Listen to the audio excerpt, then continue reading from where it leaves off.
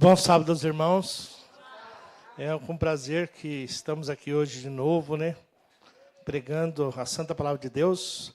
Mas eu fico muito contente, talvez, de ser o primeiro a estrear num sábado, né?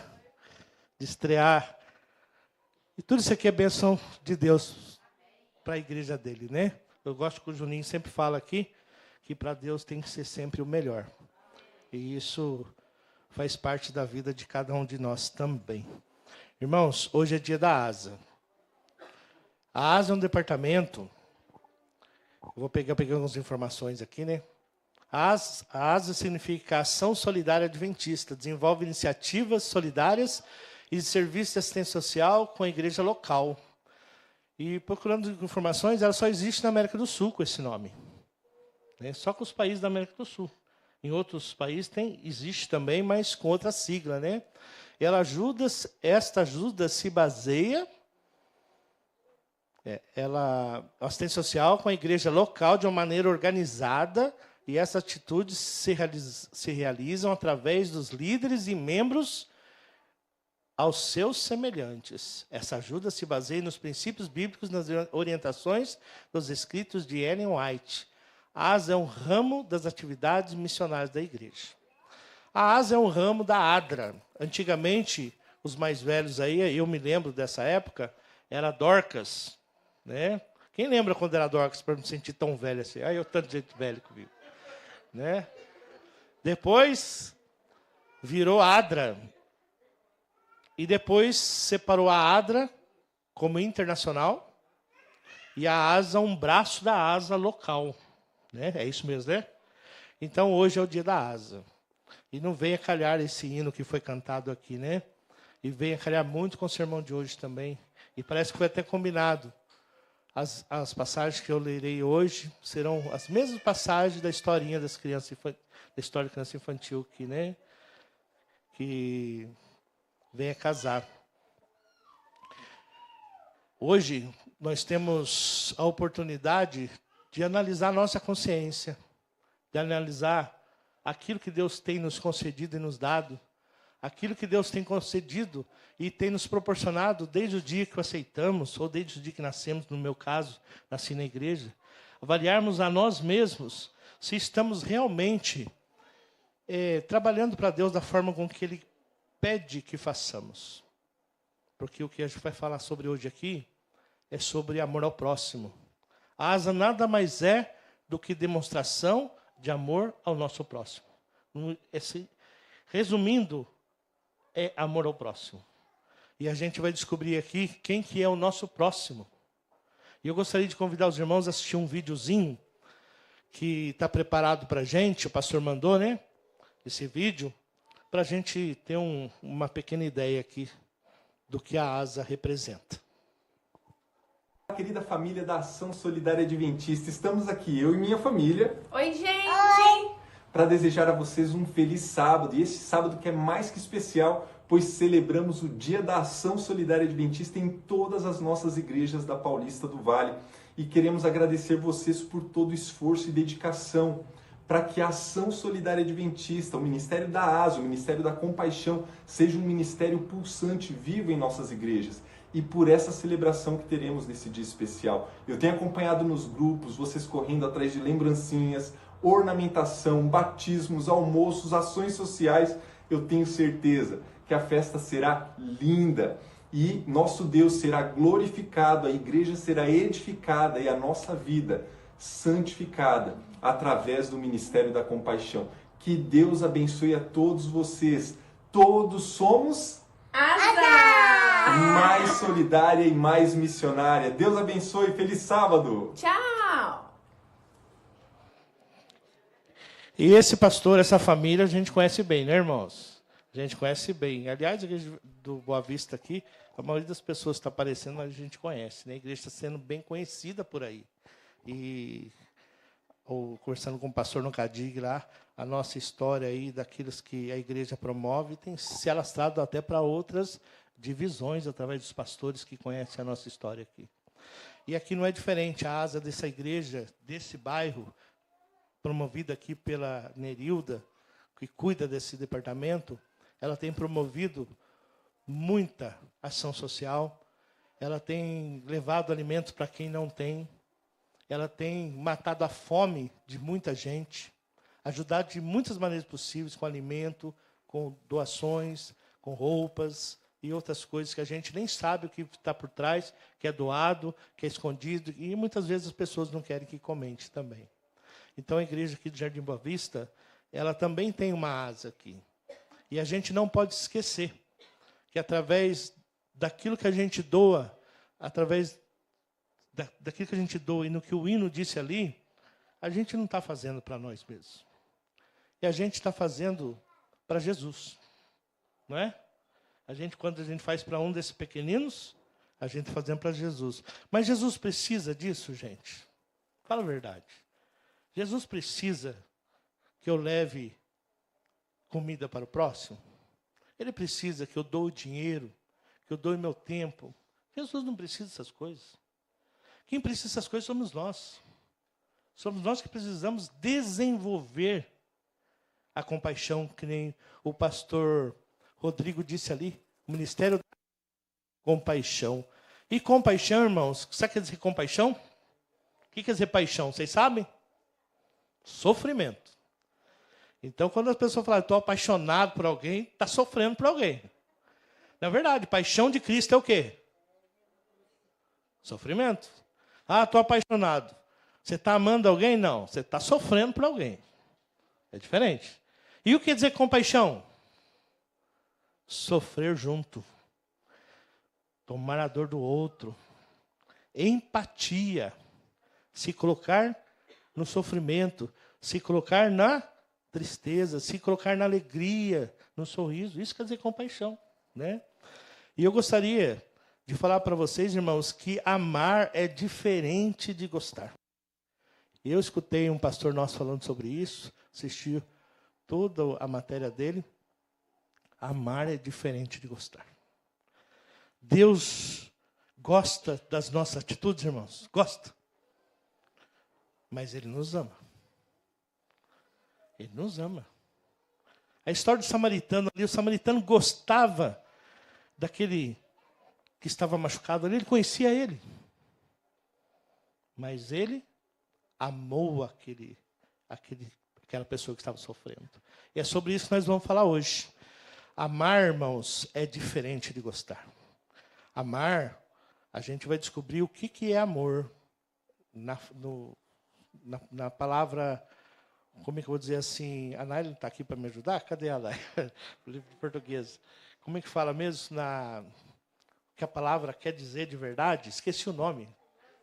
Oi? Não, não é sentido literal. Eu esqueci o nome. Etimologia. Amar, a gente pensa que é gostar como eu gosto da Patrícia, como o Jader gosta da Fernanda, como o Juninho gosta da Adeline, como os dois se gostam. Colocamos um sentimento humano. Os asiáticos e os orientais, ele tem uma ideia de amor diferente, a ideia de amor verdadeira. Tá? Amar é independente se eu gosto de alguém ou não. Exercer o amor é independente se eu conheço ou não conheço, se eu gosto, se é meu inimigo ou se não é meu inimigo. É independente. Né? A lição, olha, está falando da lição. O título do sermão de hoje é Praticando o Amor. E o texto base para esse sermão está em Lucas 10, 25 a 37.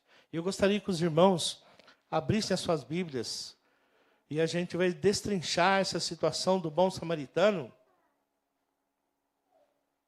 aos poucos aqui. Aliás, quando fala a parábola do bom samaritano,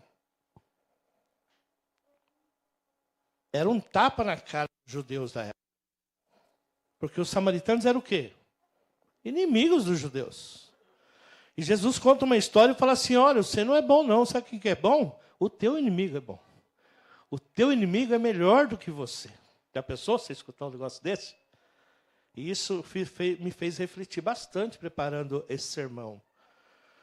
Olha, irmãos, certa ocasião, um perito da lei levantou-se para pôr Jesus à prova. Ele perguntou, mestre, o que eu preciso para herdar a vida eterna?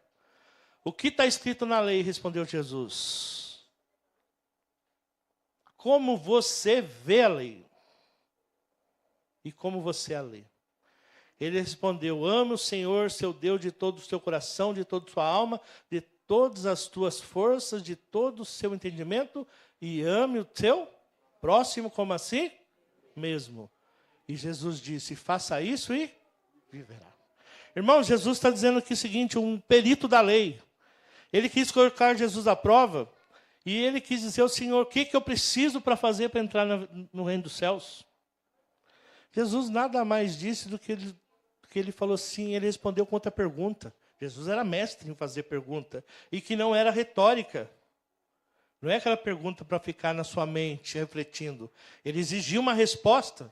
Como que você entende a vida eterna?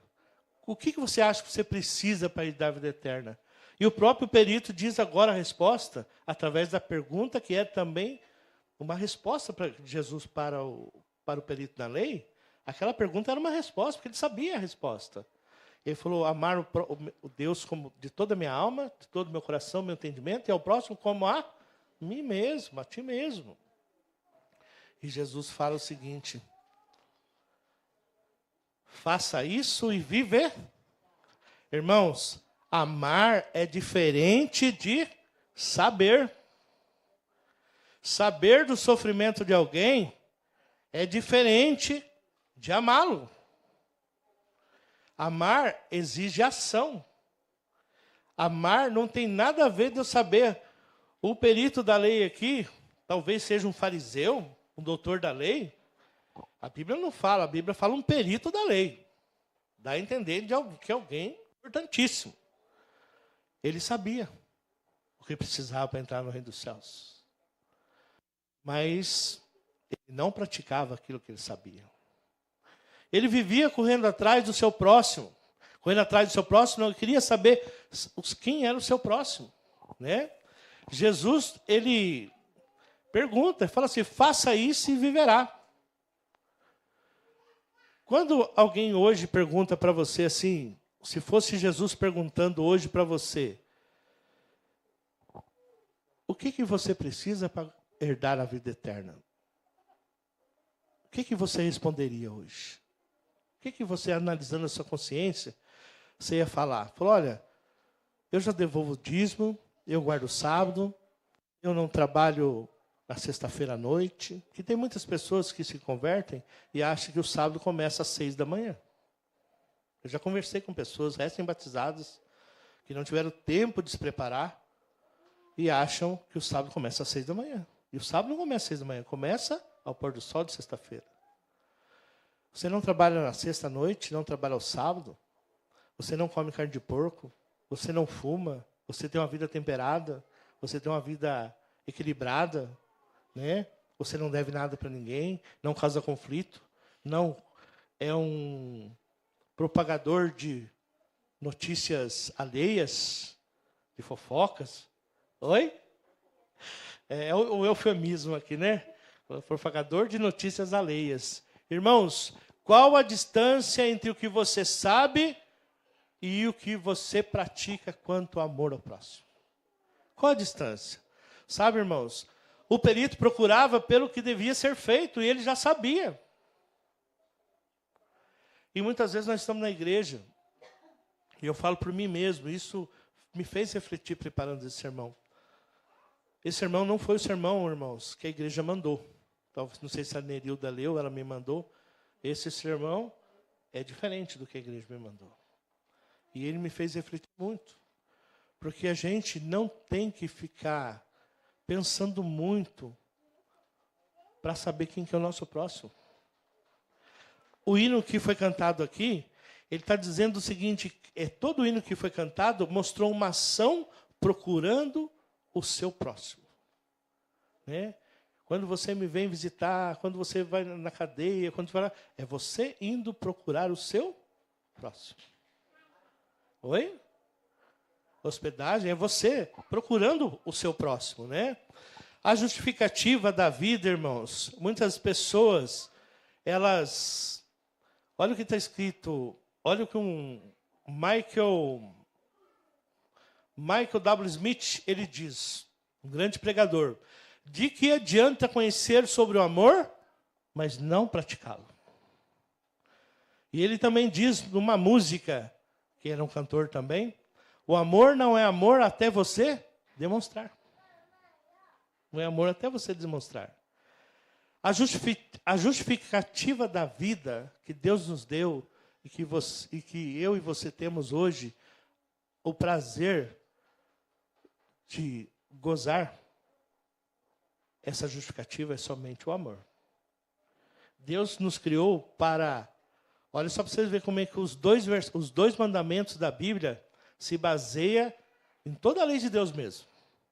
Porque amar a Deus sobre todas as coisas e ao próximo como a ti mesmo. A justificativa que Deus nos criou e nos deu vida é para que nós pudéssemos amá-lo a Ele com todo o nosso entendimento e alma e amar o nosso próximo do mesmo jeito, com a mesma intensidade. Não foi isso? Quando Deus pediu um sacrifício para Abel e Caim, Abel estava amando a Deus com toda a sua alma. Mas Caim, ele não estava amando o próximo como a ele mesmo. O que aconteceu com Abel? Foi morto pelo seu próprio irmão. Talvez na ideia de Caim, ele estaria dando o melhor dele para Deus naquele momento. Mas não era Deus que tinha... Deus não tinha pedido aquilo. Mas olha o fato como Deus não era o primeiro lugar na sua vida, que logo depois ele não amou o seu próximo. E o próximo, que é um próximo mais próximo, irmãos, do que o irmão. E talvez, a Bíblia, talvez não, é verdade. Né? Agora eu entrei numa lacuna aí, né? Porque assim que ele matou, ele pegou sua esposa e foi embora. A gente não sabe quantos filhos teve entre Caim e Abel. A gente não sabe quantos filhos teve. Mas talvez fosse o único irmão dele, homem. Porque a Bíblia diz que depois que nasceria outro. Não é isso? Me ajuda aí. É isso, Robson. Depois que nasceria outro. Quer alguém mais próximo como o único irmão que você tem? E foi morto por Caim. Não amou a Deus sobre todas as coisas e não amou seu próximo mais próximo, que era o seu irmão. E foi demonstrado ali que ele não amava nem a Deus e nem o seu próximo. A justificativa do amor, irmãos, a justificativa da vida é somente um amor. A salvação não se dá por obras. Dá a entender aqui, quer dizer então, Ézer, que eu tenho que fazer o próximo para que a minha vida seja justificada ao amor e através dessa vida justificada no amor, eu herde a vida eterna? Não. Não é isso que a passagem quer dizer. A passagem quer dizer o seguinte, que a vida, a salvação, a vida verdadeira é impossível fora do amor. Você quer ter uma vida plena em abundância? Sem amor, ela nunca será plena em abundância. A Bíblia também diz que Deus nos coloca diante de nós bênção e maldição. Então, que você escolhe a vida para viver. Mas quando você escolhe a vida, irmãos, é vida para você e para o seu semelhante também. Não é vida de uma forma egoísta, somente para mim. Né? A salvação, a razão de ser da vida é o amor, que é a essência da lei de Deus. Sabe quando Deus fez os 10 mandamentos lá com o dedo dele? E a lei dele é tão santa, irmãos. Eu não vou entrar num detalhe aqui agora, mas eu vou falar o detalhe. Mas não vou entrar como discorrer esse detalhe, que eu não tenho informação total sobre isso. Mas quem escreveu a lei dele? Foi Moisés ou foi Deus que escreveu com o próprio dedo? Foi Deus. Quando aconteceu que Moisés desce e aí ele joga as pedras no chão e quebra, o que aconteceu? Moisés teve que lavrar outras 2. Só que é o seguinte, as primeiras tábuas foi Deus que fez, escreveu e entregou para ele.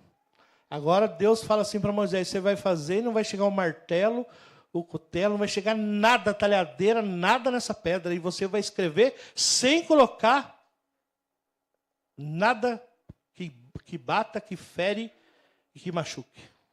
Já parou para pensar nisso, irmãos? Rodrigo Silva tem um podcast inteiro sobre isso daí. Eu não vou entrar nos detalhes, como Moisés fez. Mas Deus proveu o módulo para ele fazer. Né? Através de um pequeno organismo que poderia ter, ele come pedra. E o organismo, ele ia caminhando pela pedra e fazendo suco na pedra. E ali foi escrevendo o nome as diretrizes dos 10 mandamentos.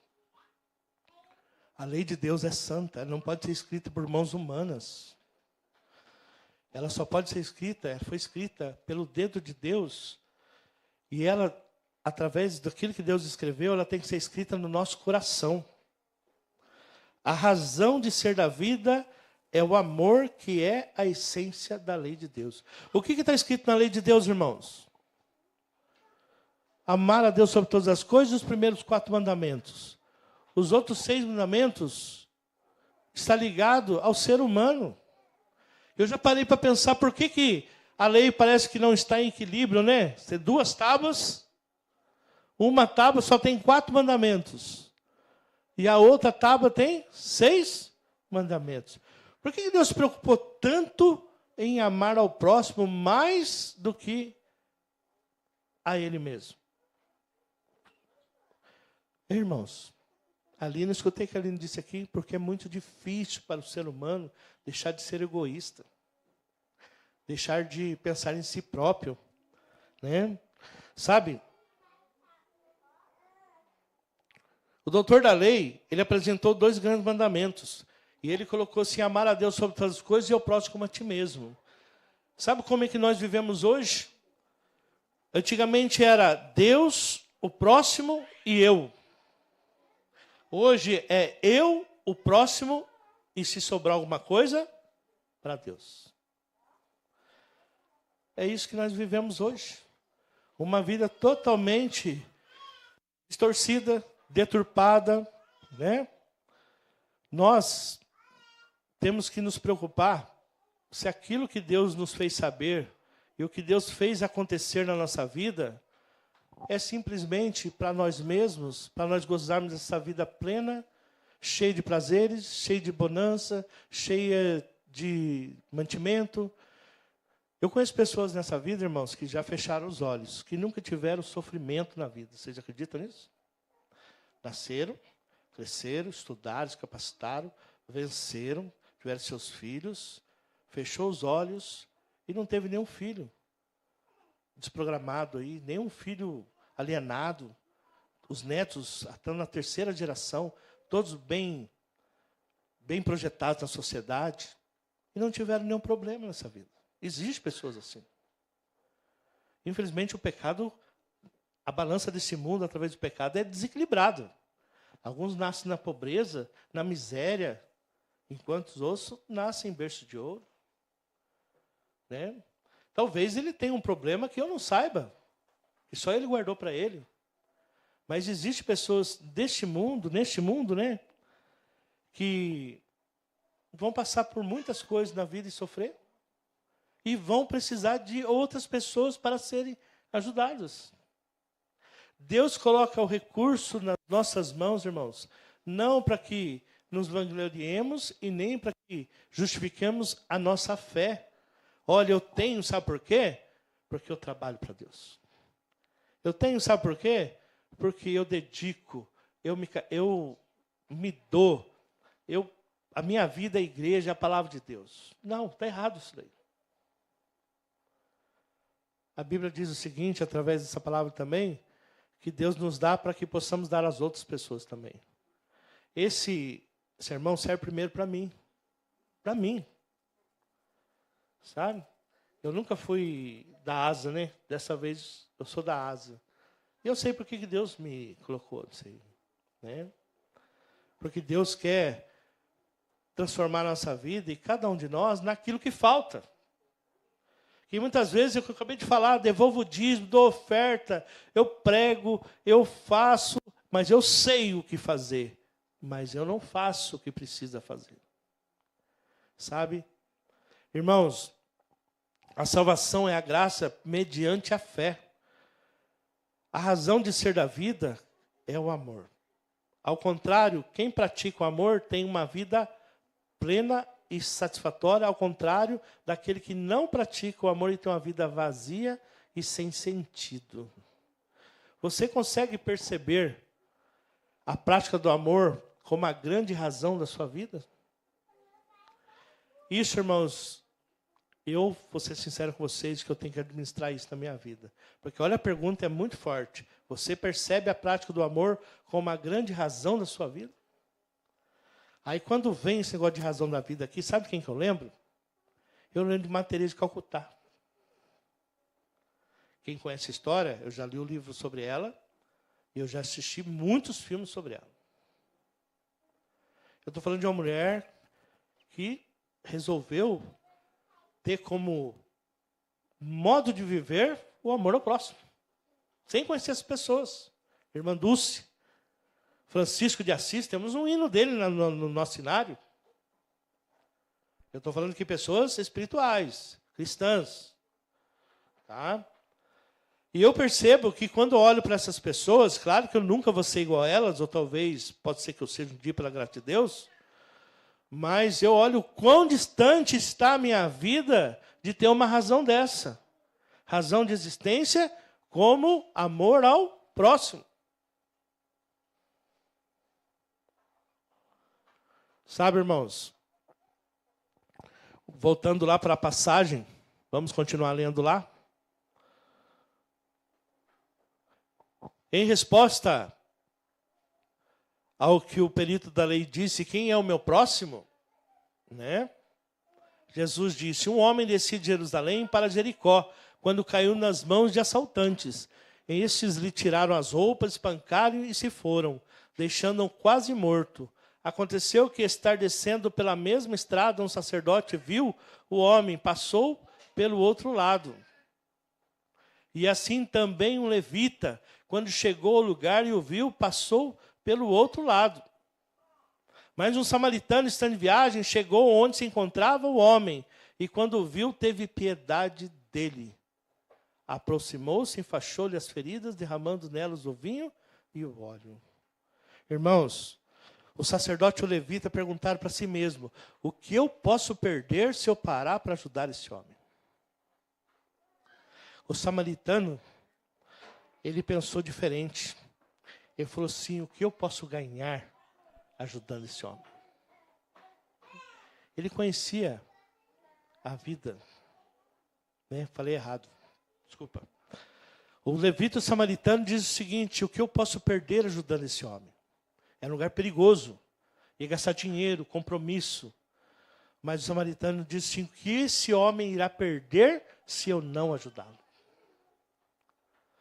O homem estava ali a ponto de morrer. Sem roupa, espancado, cheio de feridas, cheio de ferimento.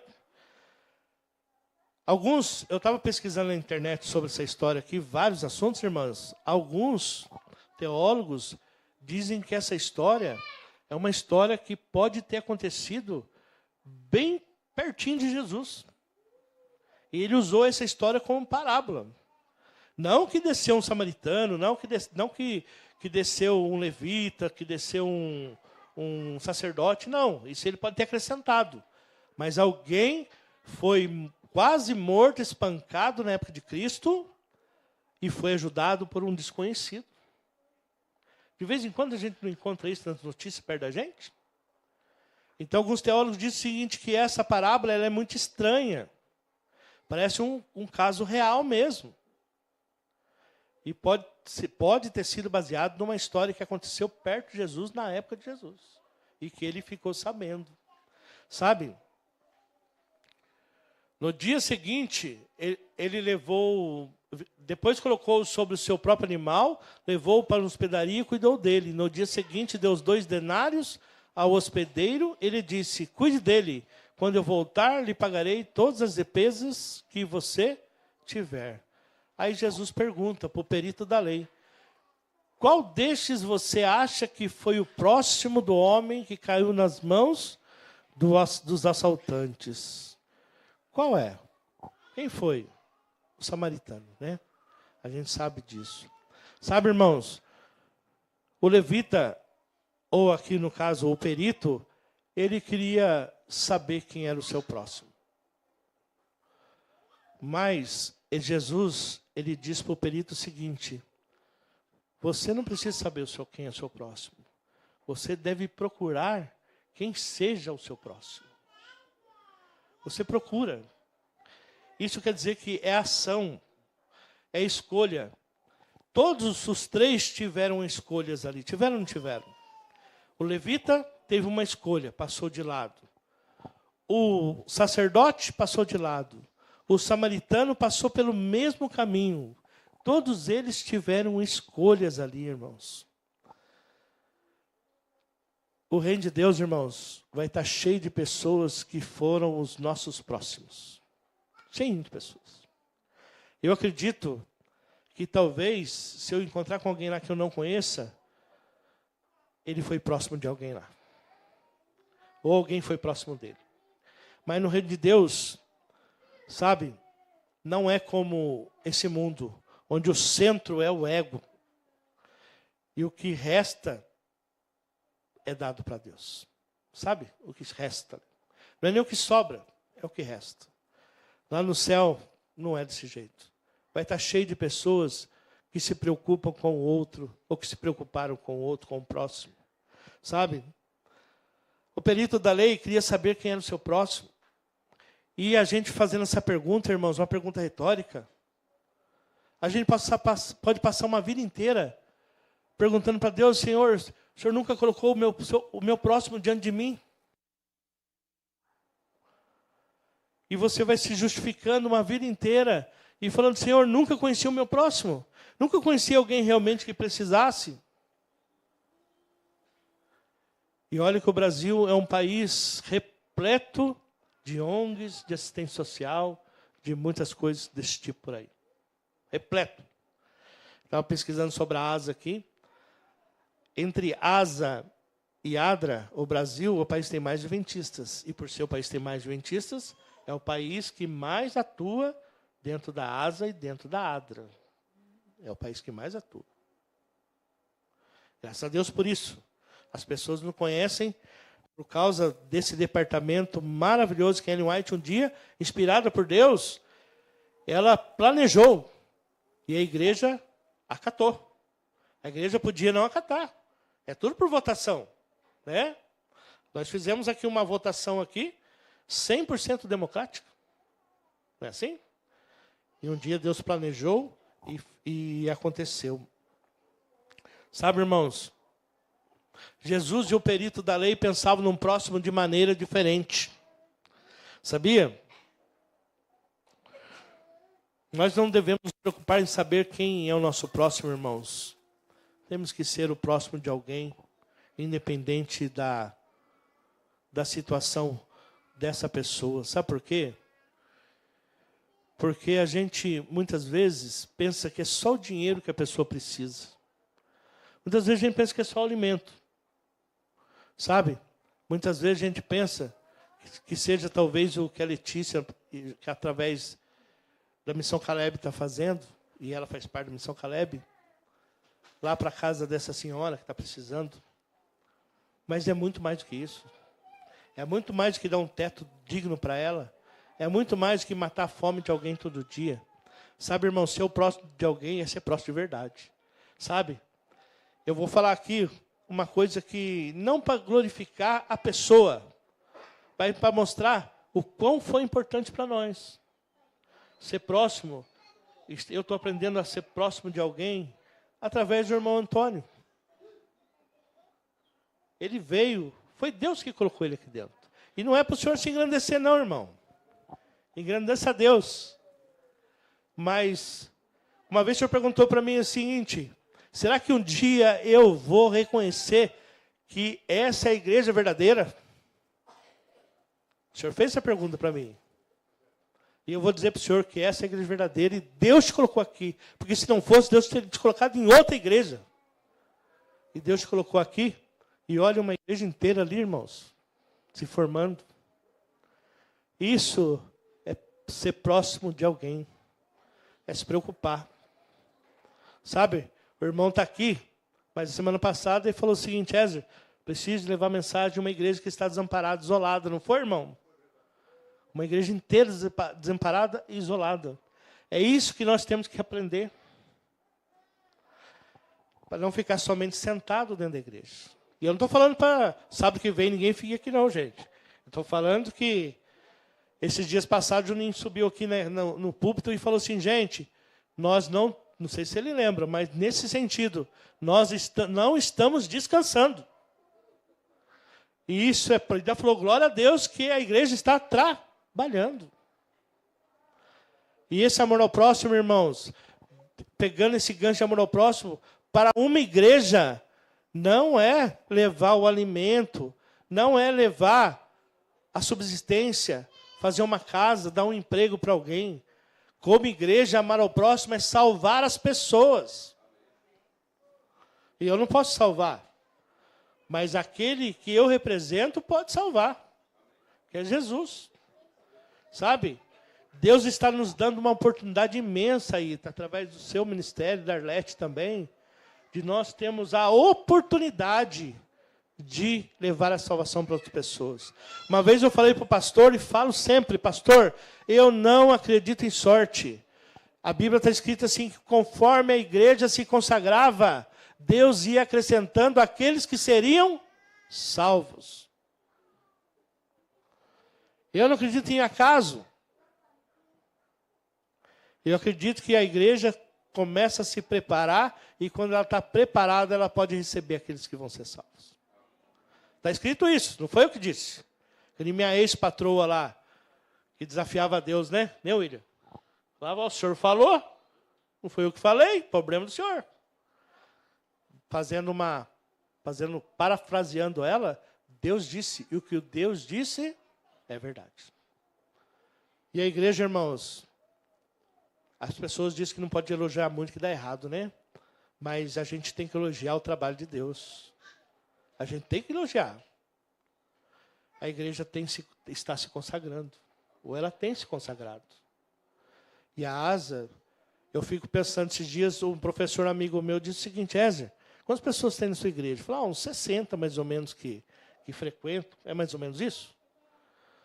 E quantas cestas básicas vocês conseguem doar? Porque a gente está falando sobre cesta básica. Eu falei, eu não sei, eu só sei que não falta cesta básica lá. Eu não sei. Eu sei que quando precisa, aparece cesta básica lá. E todo mundo que vai lá sai com uma cesta básica.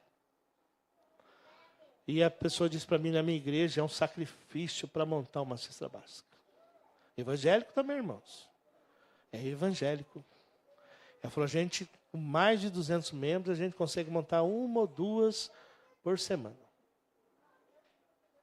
Sabe? Isso é prova que Deus, Ele abençoa a igreja quando ela quer se consagrar. Né? Deus está nos deixando mais ricos? Vou fazer essa pergunta, brincar com vocês. Deus está nos deixando mais ricos? Se Ele precisar que a igreja fique mais poderosa financeiramente para que a igreja abençoe lá fora, Deus pode fazer isso. Deus pode fazer isso. Mas eu acredito que Deus está mexendo com o nosso coração. Eu acredito que não tem nada a ver com riqueza, com dinheiro. Eu acredito que Deus está transformando vidas aqui, irmãos. Deus está mudando o Ézer, que é duro. O Ézer é duro. Deus está mudando o coração dele. Está macetando, martelando lá. Ó. Minha mãe, quando ia fazer carne, ela pegava um martelinho assim, ó. Mãe falava assim, mãe, não está sobrando nada aí, mãe. Né? Um bife desse tamanho ficava com 2 palmos. É para dar para todo mundo. Né? Já viram isso aí ou não? Vai bater e esticava, né? Era melhor ter a noção que você estava comendo algo grande, mas extremamente fino, né? Mas dava para todo mundo. Dava para todo mundo. Sabe, irmãos? Quem é o nosso próximo? Para terminar, esteja sempre pronto para amar, irmãos. O samaritano estava passando tranquilo ali. O levita não estava pronto para amar. O sacerdote não estava pronto para amar. E o samaritano, inimigo dos judeus, demonstrou amor. E aqui que eu disse para vocês no começo, amar é diferente de gostar. Totalmente diferente. Amar é uma atitude. Amar não é sentimento, irmãos. Amar é atitude. E atitude planejada. Olha bem. Quando Deus amou o homem de tal maneira, o que ele fez? Deu seu Filho unigênito para que todo aquele que nele crê... Isso foi planejado ou não foi planejado? Amar é atitude, é ação planejada. Então, quando é planejada, eu acredito, tá? Eu acredito que esse samaritano, se for uma história real, alguém nessa igreja aqui já falou para mim uma coisa, sabe, Ézio? Eu gosto de andar sempre com uma bolachinha dentro de um carro, porque sempre que alguém pedir alguma coisa para mim, eu vou ter algo para dar. E eu aprendi muito, estou aprendendo muito com essas lições. O samaritano talvez pensava desse jeito. Vou andar com um pouquinho de dinheiro a mais no bolso, porque pode ser que alguém precise de mim. O samaritano talvez pense o seguinte: eu vou fazer uma reservinha dentro do meu salário para que eu possa ajudar na Ásia, para que eu possa ajudar na missão Caleb. Porque muitas pessoas estão precisando conhecer a Deus. Amar o próximo, irmãos, ela exige muita coisa. Ela exige atitude, responsabilidade e compromisso. Sabe? Olha quanta responsabilidade nós estamos tendo. E graças a Deus por isso, viu, irmão? Graças a Deus por isso. Porque enquanto nós estamos com essa responsabilidade, com esse compromisso, nós deixamos de fazer coisas que estaríamos fazendo que não agrada a Deus. Sabe?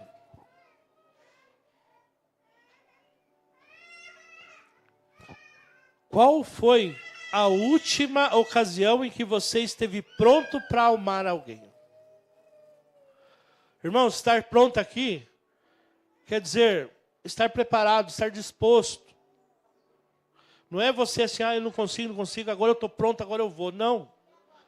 É estratégia.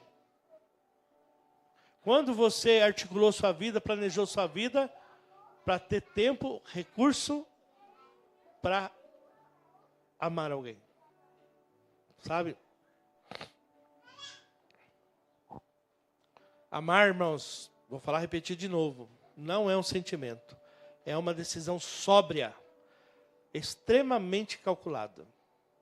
Deus ama apesar dos seus sentimentos, irmãos. A Bíblia diz que Ele sente ira contra o pecador. Ele detesta o pecado, mas Ele consegue afastar a imundícia do pecado, tirar, afundar lá no lamaçal e consegue ver o pecador dentro do pecado. Sabe? Os sentimentos são reações involuntárias diante de situações externas. Isso é sentimento. Por isso não geram responsabilidade. Amar é uma decisão. E por isso é responsável. E por isso tem que ser responsável. Jesus nos ensinou a amar os nossos inimigos, irmãos. Qual que é o seu conceito de amor diante dessas palavras? Né? Irmãos, Jesus, quando Ele olha para mim todos os dias, falando do Ézer aqui, Ele não vê nada de bom no Ézer. Nada. Mas eu tenho certeza que Ele me ama. O seu filho morreu por mim. E morreu por cada um de nós. Então não fique esperando gostar de alguém para ajudar alguém. Aliás, a Bíblia aqui está mostrando o contrário. Ajudar quem você nem gosta, nem conhece. Isso é difícil. Mas não é mais fácil ajudar quem a gente conhece, gente? E por que nós não podemos começar por ajudar aqueles que estão perto de nós?